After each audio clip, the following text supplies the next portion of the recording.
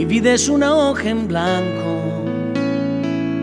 un piano desafinado, 10 dedos largos y flacos y un manojo de palabras. Solo se trata de vivir, esa es la historia.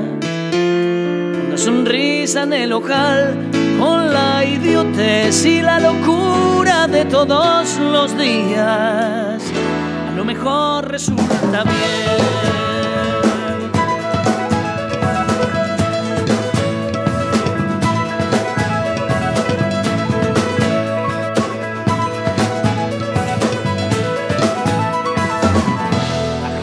Sueña que sueña, la calle sigue que sigue, el taxi gira que gira. Y aquí nos encontramos, segundo programa de esta temporada 2023. Estamos en Solo se trata de vivir, cuyo objetivo es brindarles a ustedes y conocer juntos información e historias de vida de gente que habitó y que sigue habitando la ciudad de Villa de Rosario. Hoy dos invitados muy especiales. En una primera parte hemos entrevistado al doctor Gustavo Ciaglio y en una segunda parte a un empresario de Villa de Rosario, el señor Juan Eduardo Cavallo.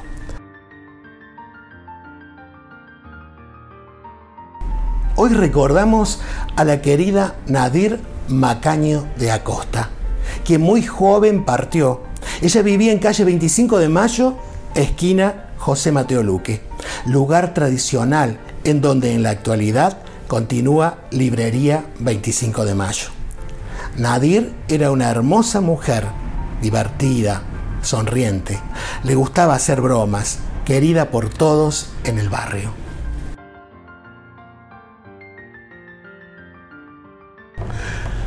Bueno, y seguimos compartiendo. Solo se trata de vivir. Y un invitado muy, pero muy especial en este día. Quiero presentar al doctor Gustavo Ciaglio. Bienvenido, Gustavo. Hola, Luis. Un gusto de nuevo estar con vos. Tenemos mucho para charlar. Vamos a ver. ¿Recordás en qué año se casaron tus padres?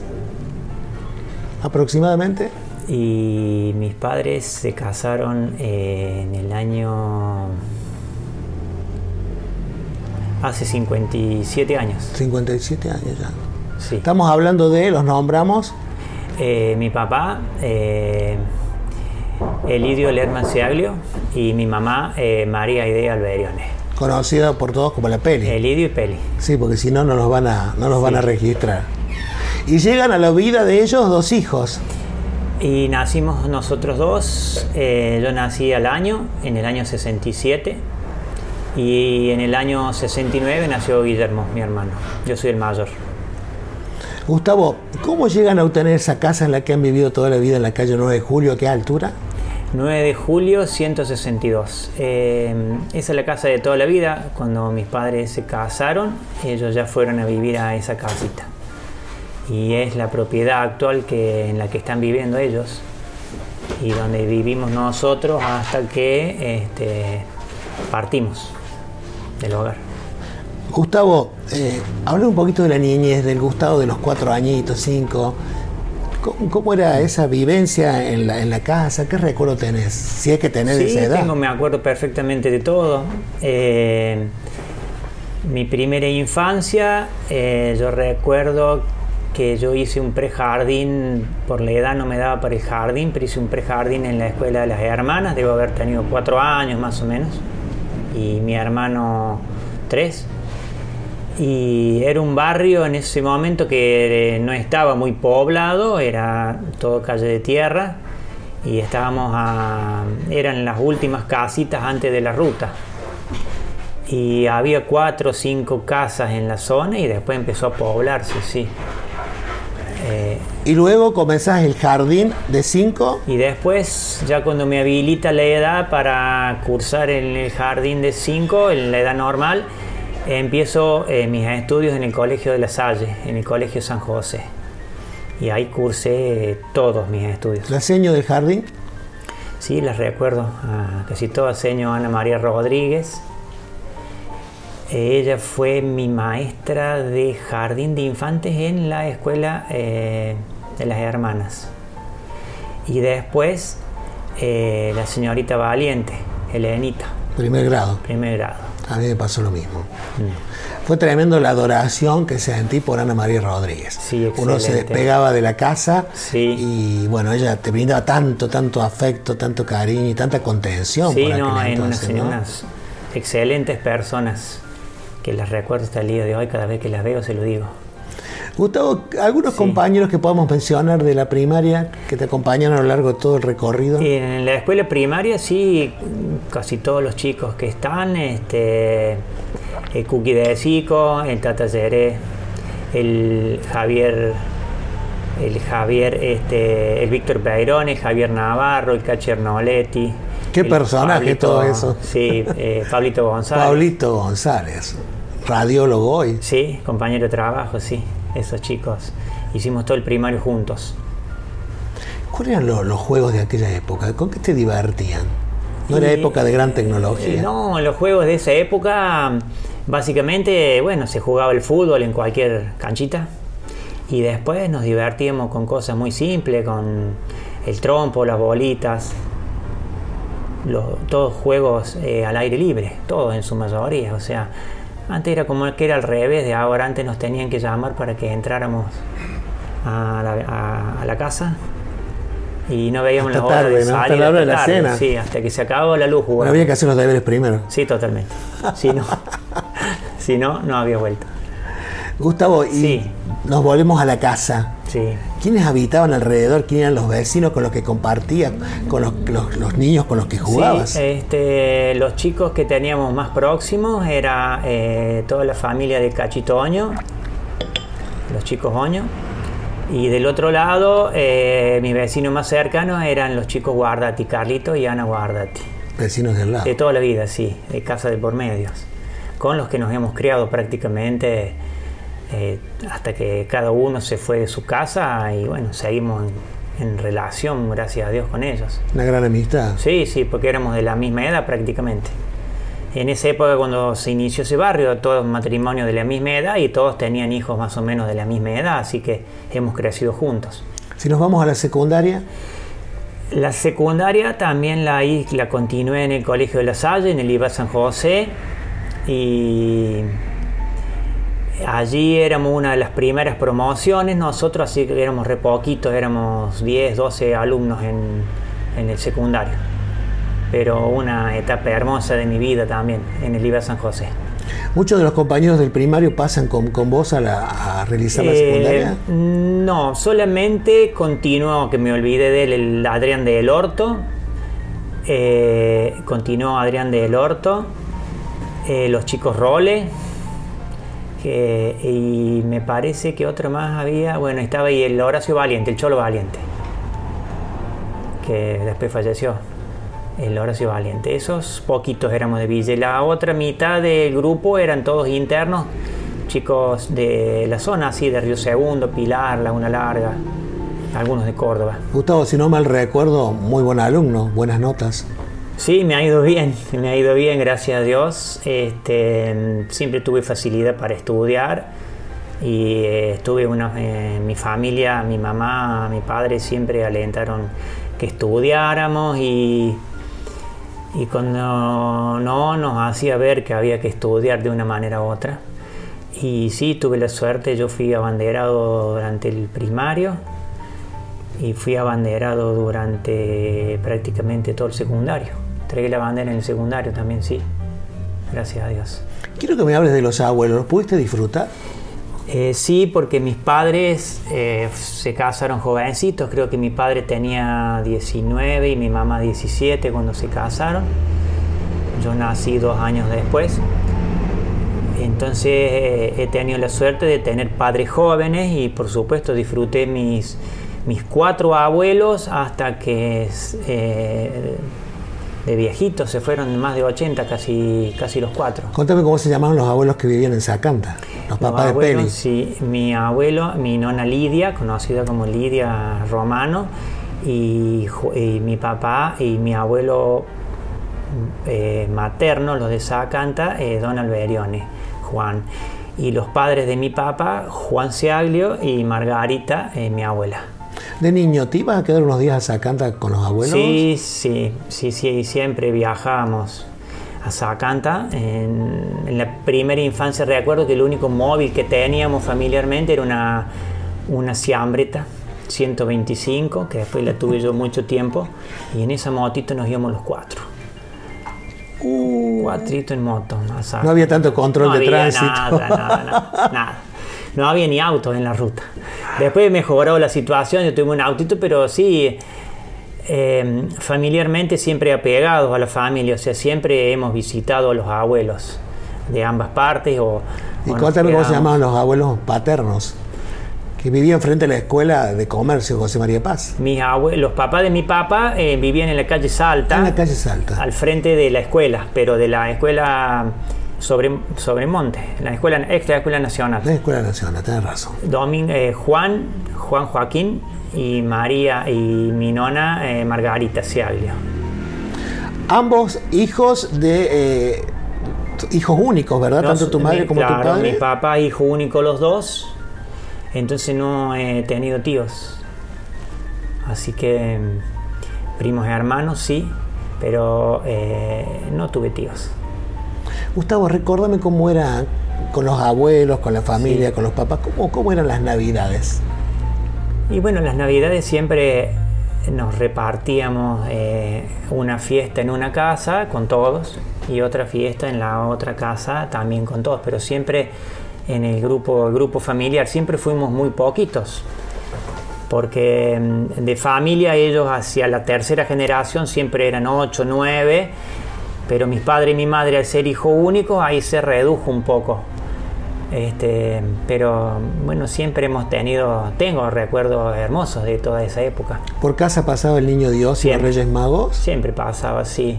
Recordame un regalo que pediste y te lo trajo. ¿O que al recuerdas? Principio era medio gracioso el tema hasta que me di cuenta cómo venía la mano, porque mis dos abuelas eran costureras las dos cosían para afuera. Entonces era muy gracioso que siempre alguno de los regalos era un corte de tela. El Niño Dios me dejaba siempre un corte de tela, entonces con ese corte de tela se confeccionaba o un pantalón o una camisa, y siempre nos hacían a los dos igual, así que por ahí parecíamos mellizos porque teníamos el mismo pantalón y la misma camisa. El Niñito Dios nos traía lo mismo, ¿viste? Y si nos referimos a algún juguete que recuerdes. Y algún con juguete cariño. En especial lo recuerdo que una vez, sí, seguramente a mi padre le debe haber costado un aguinaldo y mucho más. Le pedimos un primer karting a pedales y ese fue el regalo más lindo que recuerdo, que nos trajeron un karting de esos a pedales para los dos. Me imagino la sorpresa de los chicos del barrio. Y todos teníamos regalitos lindos, sí, ¿viste? Bien. Hasta que, bueno, ¿viste? Uno se va dando cuenta cómo viene la mano, ¿viste? Hasta que por allí cuando uno empieza a pedir cosas que en esa época no se podían comprar, la lealtad por allí de no continuar con una ilusión que no se pueden cumplir cosas, siempre es mejor, me parece, expresarlo, el sentimiento. Gustavo, ¿en qué momento a lo largo de tu edad descubrís que querías seguir la carrera, en este caso que tiene que ver con medicina? Con la medicina.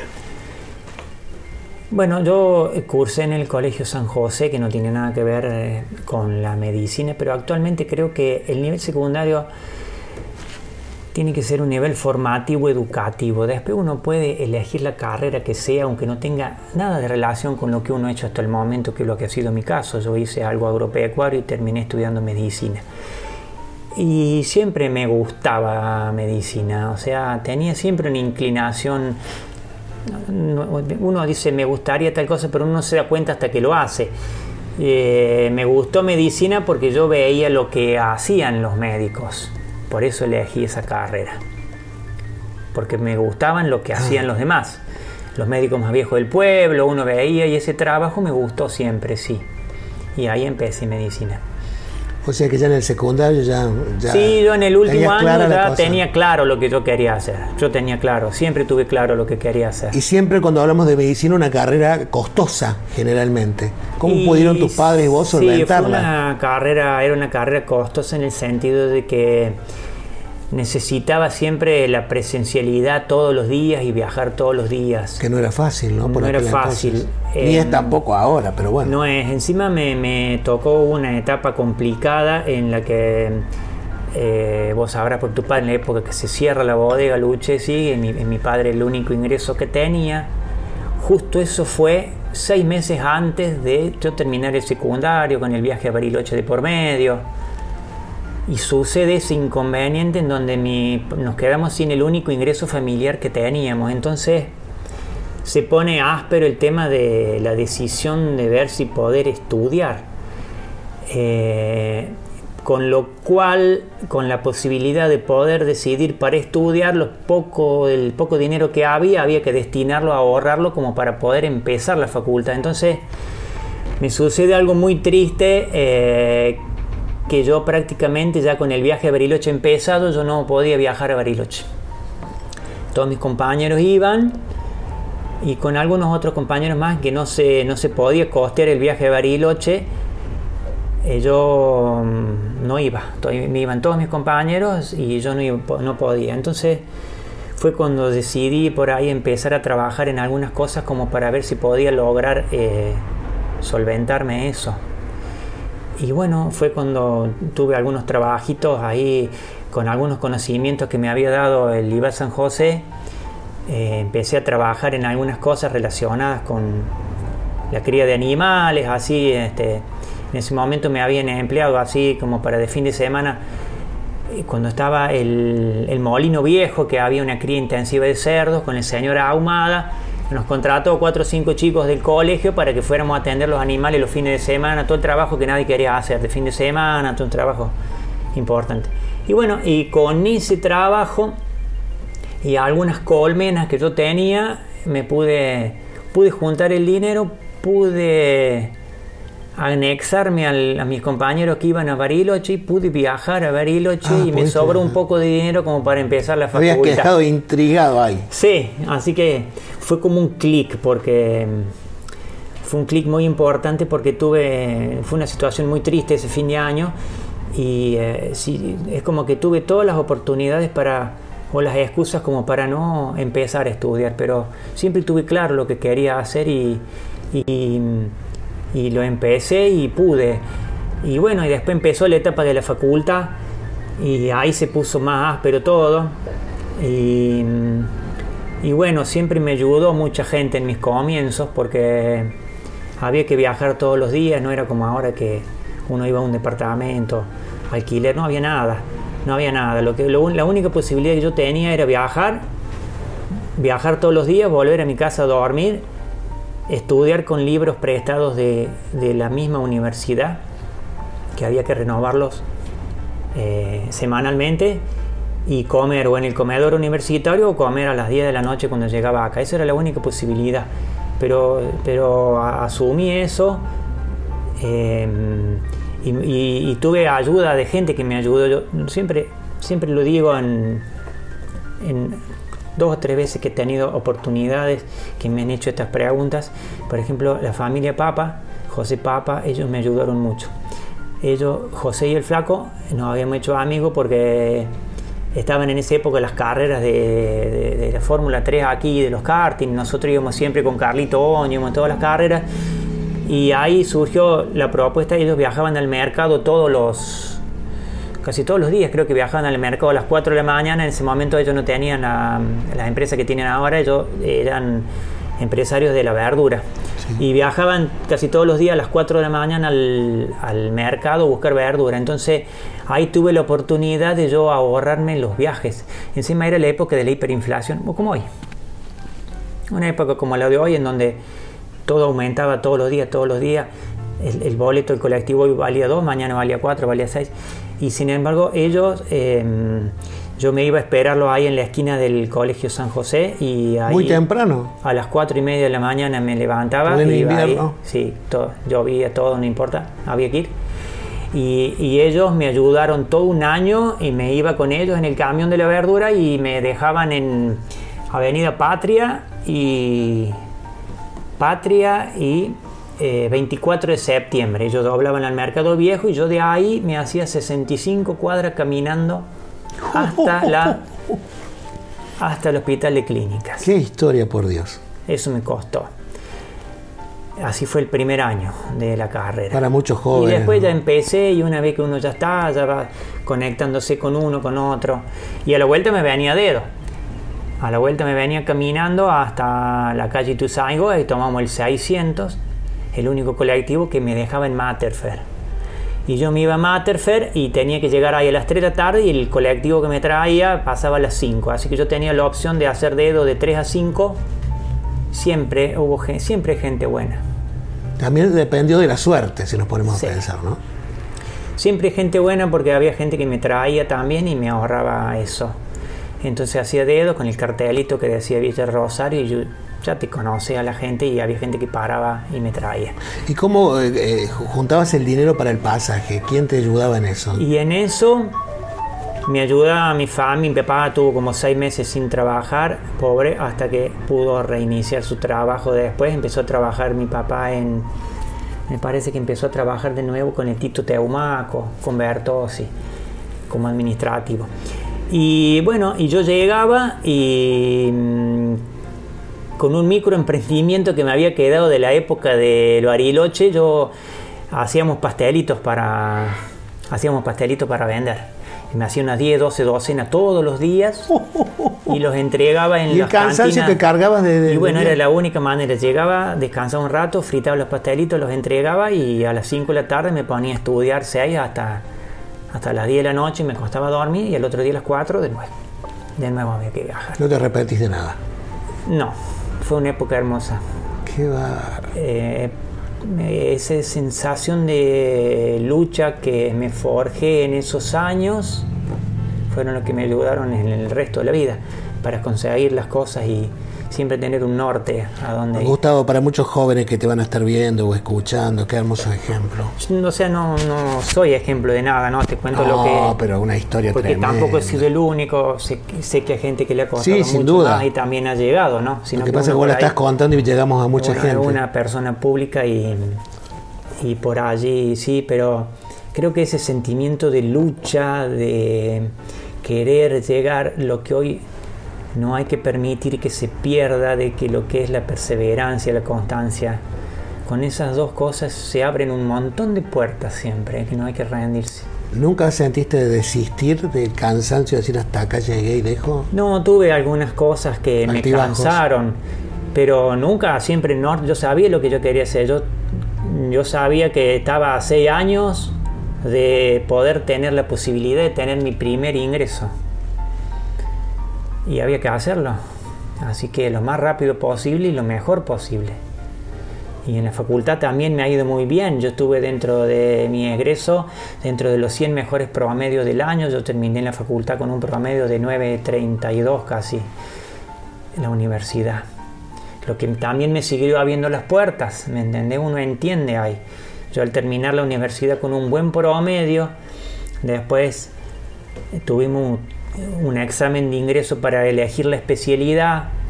También elegí algo que iba a ser muy difícil de entrar, porque en esa época había como 2.000 postulantes y había solamente 10 cargos acá en Córdoba, y había que hacer un buen examen de ingreso, una buena entrevista personal y contar con muy buenos antecedentes de pregrado. Entonces yo me rompí el alma para tener los buenos antecedentes de pregrado. La entrevista personal es esto, depende mucho de cada uno.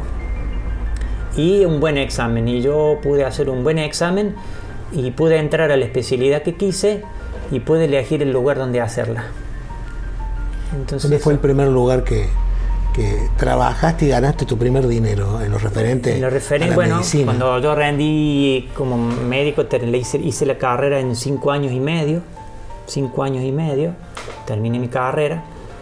Y me puse a estudiar, y yo quería entrar a hacer mi especialidad en el Hospital Italiano. En esa época, 30 años atrás, era uno de los hospitales referentes del país, el más importante de la época para esa especialidad, en la cual se pagaba un sueldo menor al de otras entidades porque se sabían mejores. Entonces había que bancarse de ganar menos pero estar en el mejor lugar. Entonces elegí ganar menos, pero estar en el mejor lugar. Y ese fue mi primer lugar, al ganar la residencia de anestesiología. Pude elegir y bueno, y ahí fue mi primer sueldo, digamos, pero no me alcanzaba ni para pagar mi alquiler. Es muy sacrificada la carrera en sí, por eso hoy los chicos que estudian medicina luchan y los gobiernos no se están dando cuenta que en estos años se está perdiendo el recurso humano, que es lo más importante. Las máquinas valen, pero las máquinas son manejadas por un recurso humano, en donde vos para invertir en un recurso humano como este, son 12 años, en donde durante 12 años no ganó nada, empieza a ganarlo después de los 12 años. Entonces, si hoy no se incentiva a la gente para que haga eso, porque los sueldos son bajos, la gente hace otra cosa. Y estamos teniendo estamos teniendo un sangrado permanente del poco recurso humano que se forma, se va. Yo en mi época tuve la oportunidad de irme, sin embargo me quedé en mi lugar, me quedé en mi tierra y me quedé en Villa del Rosario, que es mi lugar en el mundo, porque me siento cómodo acá. Gustavo, tuviste un periodo en que te fuiste al sur a trabajar, ¿no es cierto? Sí. Y a vivir. Apenas terminé la residencia, con buena formación y todo, siempre cuando uno termina de un buen lugar, por allí te ofrecen buenos contratos, que yo creo que es el premio a la palabra que no me sabía recién, que es el mérito. La meritocracia, el mérito a la constancia. Cuando uno tiene buenos méritos se te abren las puertas. Y a mí me ofrecieron, recién jovencito, 25 años, sí me ofrecieron un contrato muy bueno y me fui a la provincia de Santa Cruz a trabajar casi 8 años. ¿Ya estaba tu hermano allá, radicado? Me fui yo y al año se fue él también. Como oftalmólogo, la especialidad. Claro, de él era oftalmólogo, sí. Fuimos los dos. Yo recién casado, en un año me pasó de todo, terminé la residencia, me salió el trabajo, me casé y me fui. Todo eso en 6 meses. Y yo estando allá ya radicado, ya le conseguí a él para que él entrara de la misma manera que fui yo. ¿Qué dijeron en ese momento Peli y tu papá? Y bueno, como padres, no les debe haber sido fácil tener la entereza de tener que decirle váyanse, pero nunca opusieron a nada, siempre nos alentaron, siempre nos acompañaron incondicionalmente en las cosas que decidimos. ¿Qué periodo estuviste en el sur? Y yo me fui en el año 96 y regresé en el 2003, 2003 más o menos. ¿Era tu pensamiento volverte en esa época? Sí, siempre, sí. Pero hubo un motivo especial por el cual te volviste. Y yo me ¿verdad? sentía como prestado en esa provincia, o sea, yo prestaba mi saber profesional, era compensado económicamente, pero siempre mi mentalidad era volverme a Villa del Rosario, donde tengo todo. Es todo. Sí. Tanto la Me familia siento tuya como pleno, la tuya. sí, en este lugar yo me he sentido pleno siempre, sí, y feliz. ¿Qué sucede en el momento que fallece tu hermano Guillermo?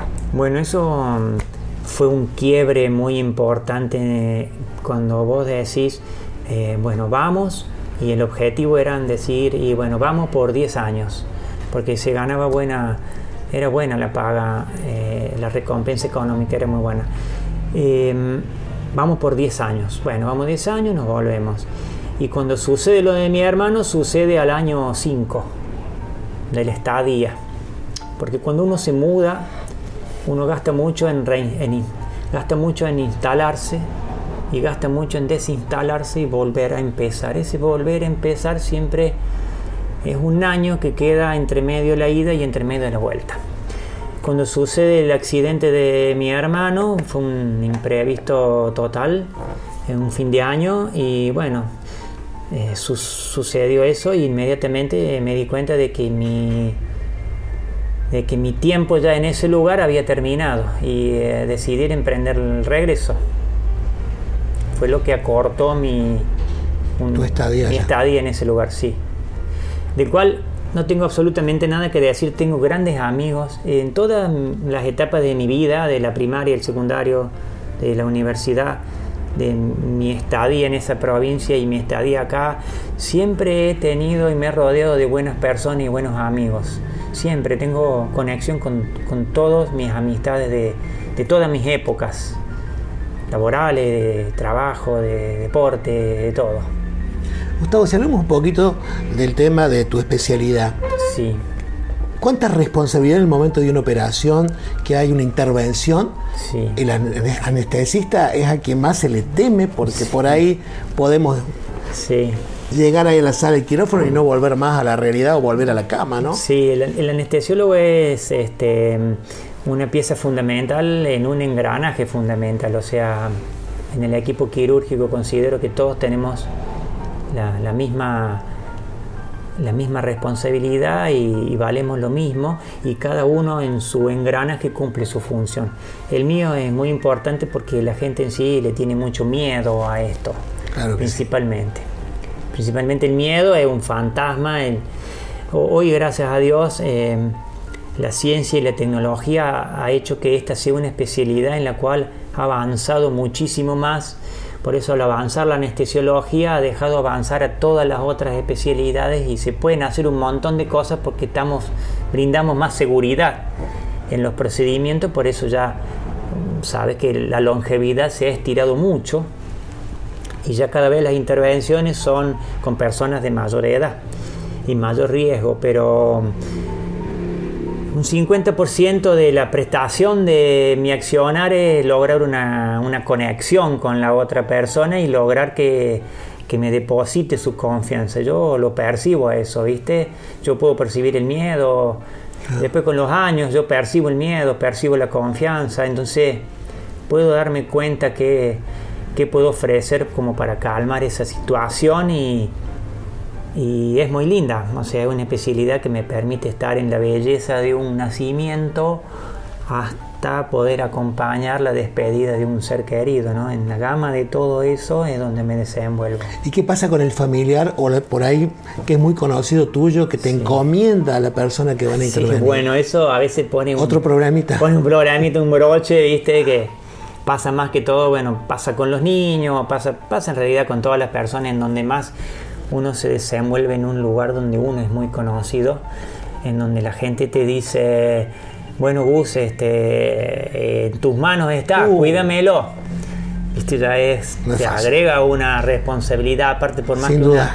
Uno ya tiene la templanza y la frialdad de cómo proceder en todas las cosas, porque uno tiene que ser profesional, pero a veces te invaden los sentimientos también, por supuesto, como en cualquier otra cosa. Y se trata de un niño más todavía, ¿verdad? Y si se trata de un niño más, sí, por supuesto. Después uno, cuando va creciendo, se va poniendo en la piel de lo que van a, por ejemplo, cuando me tocó hacerle la cesárea a mi mujer, uno ya se pone más en la piel de las cesáreas de los demás. Cuando me tocó anestesiar a mi hija, uno ya se pone más en la piel de la anestesia de los niños.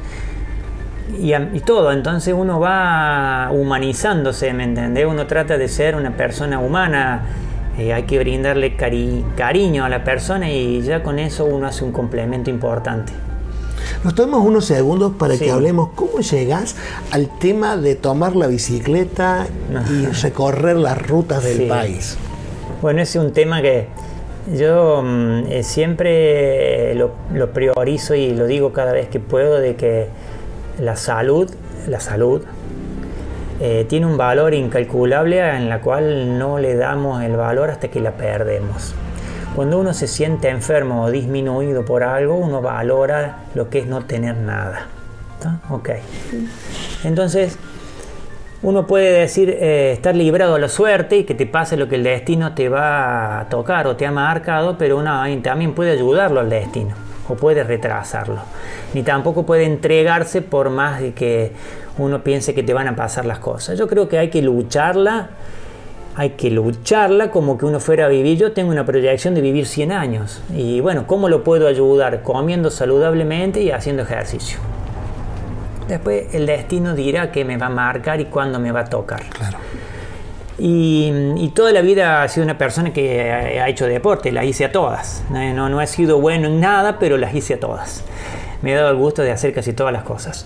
Y jugando al fútbol me rompí la rodilla, me rompí el ligamento, me rompí bastante importante, una cirugía grande, me tuve que hacer mi rodilla izquierda y ahí es cuando valoré la salud, lo que noté el impedimento de poder hacer lo que yo quería, porque la salud es eso, la definición de enfermedad es tan simple como la pérdida de la salud. Cuando una persona está enferma, cuando pierde la salud. Entonces la salud es un estado físico, psíquico y social. Cualquiera de las tres cosas que te falten, te puedes sentir un enfermo. ¿Ok? El depresivo es un enfermo social.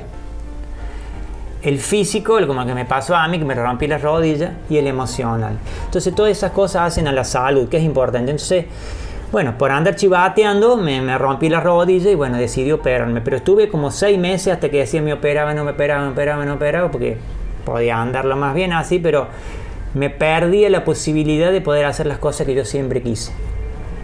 Decidí operarme en el 2014, ya hace como 10 años, y ahí me dieron la bici como para hacer mi recuperación física. Eso fue en octubre. Y empecé a la bici y me hice 10, 20, 50, 100 amigos y empezamos de a poquito.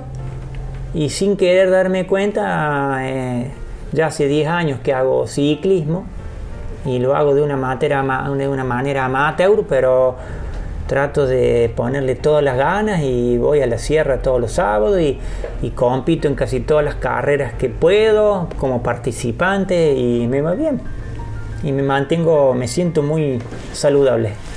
Quiero que me cuentes qué te sucede cuando llegas a la casa paterna, abrís esa puerta y te encontrás con tus padres. ¿Hay un diálogo diferente con el paso del tiempo? Y sí, con el paso del tiempo sí, vos llegás y sentís que es tu casa, pero tampoco podés invadirla. Es como que uno ya tiene, siendo tu casa, uno ya tiene que pedir permiso para hacer algunas cosas. Pero me emociona estar en la casa en la que es mi casa. Sigo sintiendo que es mi casa porque en el tiempo quedó todo como estaba, ¿no? ¿Sigue estando la habitación de los hermanos? Sigue estando todo como hasta ese momento. No ha cambiado nada. ¡Qué bárbaro! Así que por allí cuando tengo que ir, me tengo que quedar en la casa de él por algo, sigo durmiendo en mi cama. La mía. Está todo igual. Y la felicidad de ellos. Y sí, tenerte un rato más ahí. Sí. ¿Cuál es la comida más rica que te ha sabido preparar siempre en la peli? Y mi mamá cocina muy rico, la verdad. La verdad que tiene una gama amplia del repertorio. Sí, no puedo elegir algo porque lo que me haga lo como con los ojos cerrados. Sí. Bien. Sí. Había una comida de gringo muy casera que siempre me la hace, que prácticamente me alimenté toda mi etapa de la facultad con eso, porque era fácil trasladar, que eran los semolines, que es una mezcla de una mezcla de leche con esencia de vainilla y vitina. Te alimentan, se hace como un postre y después eso se puede cocinar vuelta y vuelta y se corta. Es un postre, pero yo lo comía de almuerzo, merienda, cena, en cualquier momento del día. Gustavo, qué hermosa etapa aquella cuando integraste el Teatro Villa de Rosario junto a Guilla. También hicimos teatro, Luis, sí. Pirincho, el mendigo millonario, ¿se acuerda usted? La Virgen de Fátima. Sí, esas dos. Que además la Virgen de Fátima nos íbamos de gira fuimos a Córdoba. Colaborábamos con las instituciones, con los colegios. Sí, lo recuerdo. A través de LB2 Radio General Paz. Fernando Franco hizo amistad con nosotros, un conductor, y nosotros íbamos a beneficio a actuar. Y la que recuerdo de la Virgen de Fátima, teníamos que actuar en uno de los sectores de Córdoba, un sábado, salíamos a la siesta, éramos como 30 y tantos, muchos niñitos, que eran los angelitos de la Virgen. Se nos rompe el colectivo que nos seguía por aquí, entonces el IPEP número 8. Nos prestó el colectivo, o nos fue a buscar. Pero la primera etapa para irnos, empezamos a conseguir autos, camionetas, le tirábamos lonas a las camionetas, que hoy no se podría. Iba un papá con 10 niñitos sentados, tapados con las lonetas. Ahora no se puede hacer nada. Íbamos a jugar al fútbol y nos llevaba el tiro y viajete en el camión, íbamos 50 atrás tapados con una lona. Otros en colectivo. Y qué linda etapa, no había nada. Y hasta los bomberos voluntarios nos pusieron a disposición. No había nada. Iban las madres con los ruleros atados, rumbo allá. No había nada de eso. ¿Qué época? Yo me acuerdo hablando de eso, que la etapa del secundario, con respecto a, bueno, preguntaste recién, las vivencias de la escuela primaria. Me acuerdo que estaba el hermano José. El hermano José era muy futbolero. Y en ese momento en las escuelas no había aire acondicionado, no había calefacción, no había nada. Nos ponían como 50 pullovers que no tuvieran frío, no faltábamos nunca. Y en los recreos me acuerdo que el hermano José nos hacía desvestir, nos daba un grupo de camisetas y salíamos a jugar al patio. Nos entierrábamos de una manera, transpirado todo, tocaba el timbre y así volvíamos al aula. Y seguíamos y nos sacudimos un poco, era una etapa, era muy lindo toda esa época, muy lindo. Había mucho amor. Gustavo, Sí. Sin duda sé que tienen en tu casa paterna, pero además seguramente vos tendrás. Me refiero a fotos papel. Sí. ¿Cuál es la foto que elegirías hoy, que la que más querés con más cariño guardás? ¿Y quiénes estaban si tuvieras que pintar esa foto?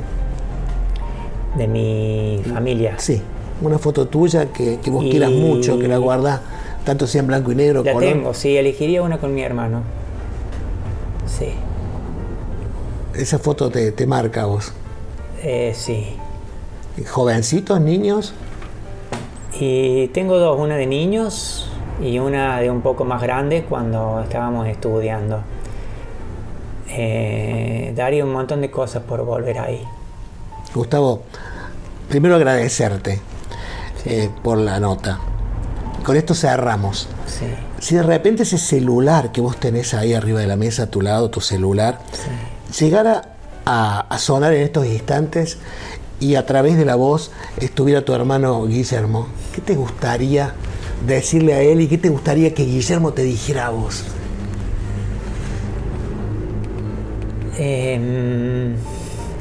Esto me lo han preguntado un montón de veces y siempre lo resumo. Hay una película muy famosa que es El Gladiadores, en donde está el rubio famoso y otro gladiador negro con el que él se debate a muerte y después le termina diciendo que es el hermano, que terminan peleando los dos y el negro muere en la arena del circo, muere, se lo matan y él lo recoge a su hermano que está muriendo y como despedida le dice: hermano querido, nos veremos en la próxima vida, pero no por ahora. No por ahora. Entonces, lo que queda de esa moraleja es que de este lado de la vida es muy linda. ¿Qué me diría que viva full como lo quiero hacer? Yo quiero vivir 100 años. Dios dirá el destino cuándo. Y cuando me toque, me volveré a encontrar seguramente con Él. Pero por ahora, vamos a seguir viviendo bien felices, disfrutar de mis hijos, disfrutar de mi familia. Hoy, el regalo, hoy, el presente es el regalo. Hoy. La vida. La vida. Muchas gracias, Eso. Gustavo. Gracias a vos.